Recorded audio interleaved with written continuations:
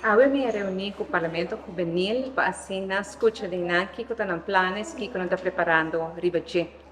Para o governo de Ruba é importante para escutar a voz de nós jovens e para o Parlamento Juvenil é stakeholder para o governo estar tendo conta que posiciona quando treze para adiante.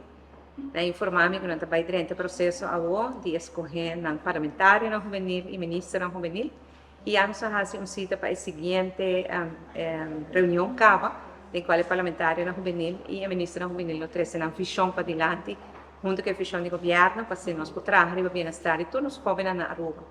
O Parlamento Juvenil está uma fundação que já desde o início na ano 2003 a se costa muito grande para os jovens e é uma plataforma importante para os jovens por desenvolver diferentes habilidades.